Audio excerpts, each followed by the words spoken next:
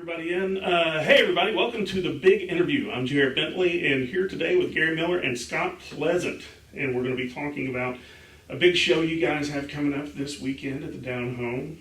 And this is a reunion of sorts for a lot of guys who have made a lot of music in the Tri-Cities over the years. Tell us how you got started and how you two got started playing together.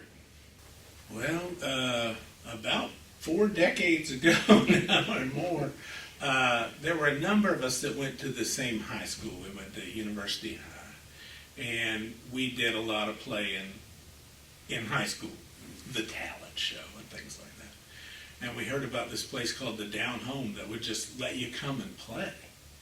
Really? They don't have to audition or anything, and so we started going down there when we were teenagers.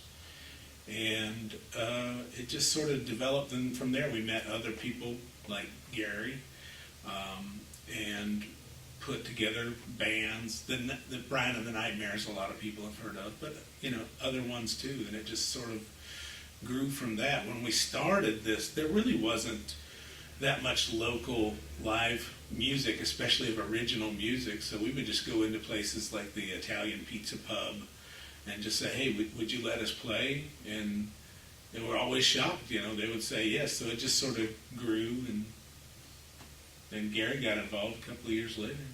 I was a few years younger than these guys over in Elizabeth, and so by the time I came into the scene, I felt like they were already rock stars. They were putting out cassettes and vinyl, and so for me, it was it felt established already, but knowing the history now, they were only just a couple of years ahead of where I was coming out of high school, playing in garages with friends, and getting to connect with them over the years has been a delight, because somewhere in the back of my brain, there's still this part of me that views them as elevated rock stars that I have the honor of playing with. When I first started playing music around the area, I had heard all the stories of the bands that were coming before us. Of course, Brian and the Nightmares, one of the first gigs I ever played was at it wasn't the pub out back anymore, it was the Casbah. And I stole a Brian and the Nightmares poster from the wall because it looked good, and it was one I think Marion had put up to keep over there in the corner. And one of the first tapes I ever got was a Floyd Eats Mayberry tape. I was catching the tail end of what was really the golden age of music, it seems, in the Tri-Cities. Talk about all those bands during that time and the musicians. It seemed like there was a great camaraderie. Yeah, we joke sometimes that there was, 10 musicians and 50 bands, and that's an exaggeration, but it's not a huge exaggeration. Like Floyd Eats Mayberry sort of became Gumption, and and people who had played in Brian and the Nightmares wound up playing in our band, the Ples Tones, and just other bands like Beat Your Mother. Some of them had names that wouldn't probably fly in 2025, but we didn't care back then. It just was kind of, I think, when people saw that, hey, the Nightmares, they're playing at Richard A's. It's not just a dance club or whatever, it's a Seahorse or whatever. Then other people started saying, well, we can do it too. And there was just, I made a list one time of all the bands that I could think of, and then I would hand it to people. And every time I'd hand it to someone, they'd say, oh, you forgot this one. It got up to like 90 bands, and some of them would only play just a few times, but there were, people like Trailer Park Picassos, and things like this that Electric Middle Earth, and it was all different kinds of music, but we would all share a bill. Maybe you'd only have 6 or 8 songs, but 5 or 6 bands would play. We'd charge $1 or $2. After you paid your pizza and your beer bill, you might walk away with $5, but it didn't matter to us. And I think one of the things that made the scene here so cool is that even though there might have been this dozen people forming 90 bands, there were a lot of folks that formed a little community that allowed that to thrive, right? So obviously we'd all go see each other play, but you also had friends and friends of friends, so you could end up with 50 people in a room at the Highlander or the pub or whatever, and have it feel like a real scene. And I think what happened, especially in the late 80s, too, is a lot of bands, those 50 to 100 people who would come out to those shows had that community, so you started having bands from Chapel Hill, bands from Atlanta, bands from Bluefield, West Virginia, or wherever, sort of putting Johnson City on their circuit as they went through to play Knoxville or down to Athens or over to Chapel Hill or wherever.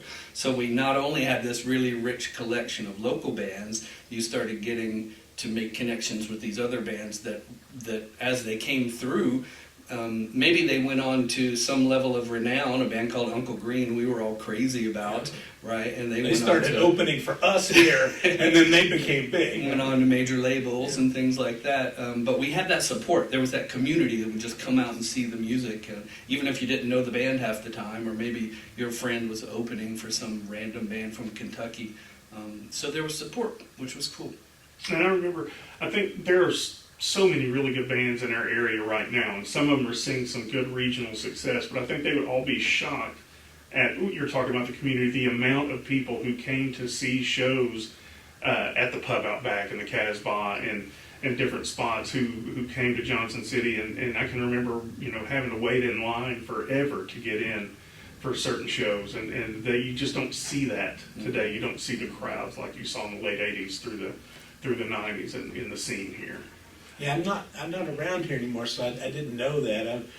That's too bad if there isn't that community. But like Gary was saying, the Nightmares especially were the one band that would tour out of town too. We'd play here and maybe Kingsport and Bristol and Knoxville if we were lucky. But they would go Cincinnati and Chapel Hill and Atlanta and all these places. And then they'd tell these people about, oh, you should come here and play. And so you get like Southern Culture and the Skids, which they're big now. They have been for a while with their songs in movies, like Beavis and Butthead movie had one of their songs. And so they're kind of big and have been for a long time. But they came here to play at a place called the Highlander on a Tuesday night, I think, a Tuesday or Wednesday night. There was maybe 10 people there. I don't know if you were there at that very first show. You probably were, or one of the very early ones. Yes. What is this? These guys are amazing. And you'd have these people coming in from out of town, like the Dusters. Remember, they would come, or the Paralyzers. Yep. And all these, they were good. They'd come as far away from Texas and other places to play here because they'd heard, this is a place where you will get a crowd to come out, especially if you came here and you were going to play with the Nightmares, or you were going to play with Stinky Finger or one of these other bands. What was that band from Greenville? They were and they would play with Stinky Finger. Skull Soup, right. They started coming around. They're still, I believe, are they still around? Still around. They still do shows every now and then. That's amazing. Love it. And you mentioned Southern Culture on the Skids. This became a kind of a second home for them through the early 90s. I remember seeing almost once a month or every 2 months, it seemed like they were coming through town. Johnson City became a really reliable stop. So like, again, if you were passing through, you could know that, like some towns, like some of the bands I've been in, we'd go play and you'd end up with 3 people sitting in front of you. But Johnson City was a place where a band like Chapter 2 or 1159 or some of these bands that were just sort of college tour circuit kind of bands could show up and expect a decently full room on a random Thursday night, which was a real benefit to us getting to interact with all these musicians, but a benefit for them as well to have a reliable crowd. One of the things that runs through a lot of the bands you're talking about with Southern Culture and Skull Soup and Stinky Finger and the Ples Tones is a great sense of humor. It seemed like the musicians at that point also had a great sense of awareness and a sense of humor about who they were and what they were doing. Why was that so prevalent? Do you think that was another thing that was able to pull people together? Part of me feels like it was just part of the quirky 80s college rock thing, right? I remember bands like Hillbilly Frankenstein coming through, and some of these others. Kelly and Shoeshine Riders. Yeah, just having some sort of weird hook as your thing, helped you stand out from like the typical bar band that was just playing covers down the road. But I think part of it comes from just this creative mindset of like, you think about some of the bands that came before that generation. You had groups like the B-52s and, some of the punk bands that were, leaning into some sort of theme. And I think that carried through in different ways. Obviously, we didn't have many themed bands around here, but, that sort of, we've got our individualism and we're just our little scene entertaining each other. And that could be full of inside jokes and off-color jokes and everything else. I think the other thing too, I think it was kind of a generational thing. Not that I believe in the identities of the generations as set and fixed things, but Generation X did have this kind of don't take yourself too seriously. It's all a big joke, and laugh at everything, and kind of a sarcasm that none of us wanted to be seen as thinking we were actually better or more than we were. You had to kind of goof on yourself and make fun of it, or people would make fun of you because you didn't realize that you weren't really a rock star. Right. And there were some bands that would come and they'd put on makeup and things like that, and they kind of and we would say, oh, they think they're real. We'd make fun of them. So in a sense, we kind of thought we were real, but we also knew we were just fooling around. And so to play a real song that you'd written and you cared about, but then follow that up by playing, I don't know, the theme to the Munsters or something, just to wink at people, that's just kind of what we did. And I think it made it all very accessible. I remember when I was still in high school, I hadn't started playing out yet. There was some sort of benefit at the Johnson City Animal Shelter that the Nightmares were playing. And I was standing with my friend Linda, and we're talking to two guys that I didn't know, and we're just chitty-chatting, and they go, all right, we better play now. And they walked up on the stage, and it was Kurt and John. And to me, as someone, I thought musicians were supposed to be hierarchical, but these were just people that I can hang out with and have fun with. And it sort of built into that community of just accessible. We're not taking ourselves too seriously. We're just having a good time. Let Kurt sing a song. What do you say? Give it up. Give it up for the Kurtster.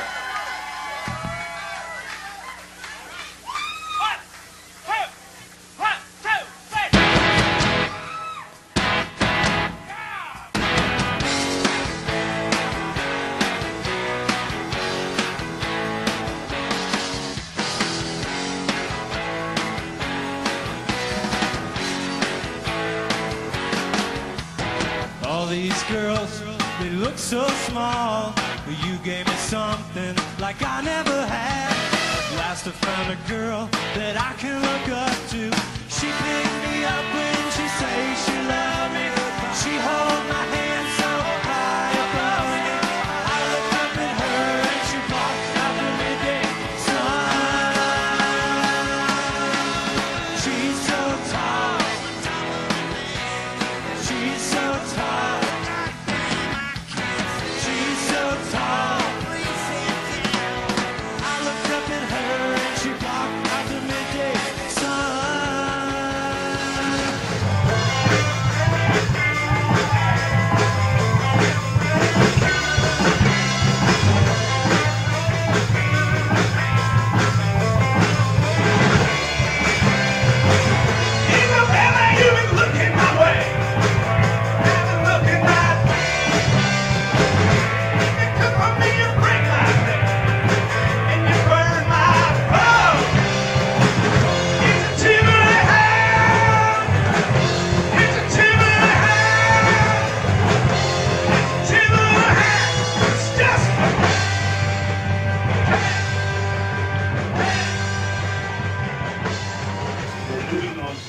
Weekend, and having talked about the past, and you mentioned Kurt's name. you've got a good lineup of musicians who are coming out with Mike Hilliard, Mike Robeck, James Hensley joining you two, and Kurt Hagardorn at the Down Home. It's kind of a murderer's row of musicians. What kind of stuff can people look forward to this weekend? There'll be two sets. One will be kind of heavy with Kurt's material, not just Kurt's material, some of Mike Hilliard's songs as well. So you're going to hear some of the old Nightmare songs, Desperate Highway and things like that you might remember. And then another set that will be sort of heavy with my material, mostly from the Plestones, but some other bands. And we're one of Gary's songs. I tried to talk him into doing a second one, but he vetoed it. But one of his songs too. So it's if you remember back then, you'll be familiar with some of the songs. But Kurt and I are also doing some of our more recent stuff. I mean, I know the worst thing ever to say in front of a crowd is, here's one from my new album. Yeah. Well, are you doing, you've done some stuff by Zoom or Skype or something like that with the music, or how have you been able to get together to do some recording and work on new material? We have done quite a bit of that, trading files, and the technology is just it's unbelievably inexpensive and good. I mean, for $500 you can be up and running and making stuff that's almost indistinguishable from major recording studio sounding stuff. And you can also trade the files and then line them up in your mixing software. So we've done quite a bit of that over the years. Yeah. And especially COVID and beyond. Yeah. I think Scott did a really good job of, this crew of musicians are kind of scattered now, right? We're not all around here anymore. And COVID especially, Scott was a really good sort of flag bearer for, hey, let's create some stuff. And so we were all collaborating on music during that time. You're Chapel Hill, you were saying, and where you were saying? I live in Conway, South Carolina, which is right next to Myrtle Beach. Yeah. And Kurt's in Portland, Oregon. Okay, and Mike are here, and James is here. James is in Nashville. Nashville. Okay, so everybody has a little bit of a drive, except for Mike and Mike. So give them a hard time about that. It's a local show. I don't know, Mike Brobeck. I think he lives in Telford, doesn't he? Yeah. So I mean, he's got 20 minutes. He's got 20 minutes to get there. Yeah. I see Brobeck every now and then, and it's always a wonderful pleasure to see him. Just such a good person. And looking forward to the show. Tell people about the show, how they can get tickets, where it is, and all that good stuff. Down Home this weekend, Saturday. You finish up your July 4th fireworks. You come on over the next day and hang out with us at the Down Home. What time we starting, Scott? I don't remember the start time. I believe 8. 8 o'clock. You can get tickets in advance on the Down Home site, or show up and buy yourself some tickets at the door. I think it's thedownhome.com as the. But if you search for the Down Home, you'll find it. Well, I'm looking forward to a great show. I hope you guys really are as well. And we're going to wrap that up. Everybody, if you get a chance to see these guys, you definitely need to take it. It's this Saturday, July 5th, at the Down Home. This has been The Big Interview. I'm Jared Bentley. Thanks for watching.